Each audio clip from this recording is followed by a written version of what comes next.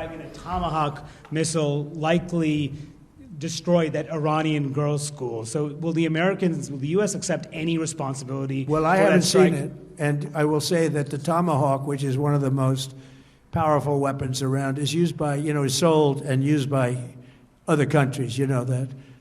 And whether it's Iran, who also has some Tomahawks, I wish they had more. Caught in yet another controversy, Donald Trump's statements about the Iran school bombing have only gotten worse, as evidence increasingly contradicts his claims and raises new doubts. Even after clear footage surfaced showing what appears to be a U.S. Tomahawk missile striking the Iranian school, Trump continued to insist that Iran was responsible. In a confusing twist, Trump suggested that either a U.S. ally armed with Tomahawks, or possibly Iran itself, might have launched the missile.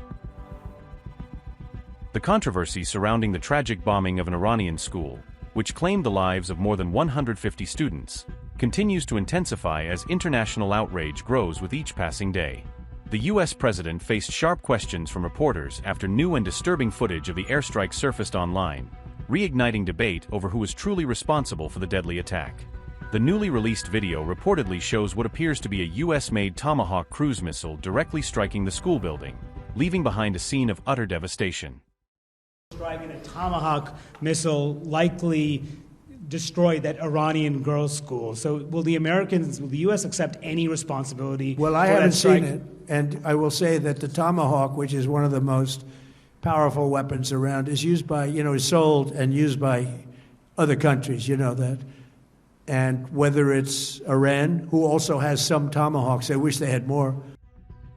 The United Nations has expressed grave concern over the missile strike that occurred on February 28, calling it one of the deadliest single attacks in recent months and demanding full accountability.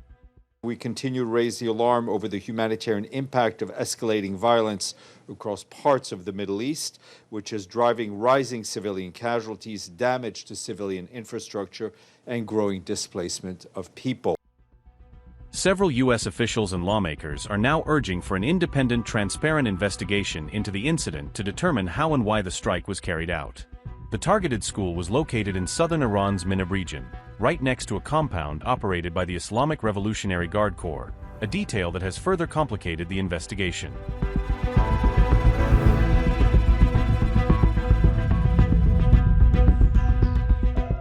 Meanwhile, Israel has accused the Lebanese militant group Hezbollah of carrying out a strike on a daycare center, an attack that reportedly left at least 16 people injured, including several children. The assault, claimed to be part of a broader offensive by the so-called Axis of Resistance, was first reported by the Times of Israel on March 9th, prompting widespread outrage and condemnation.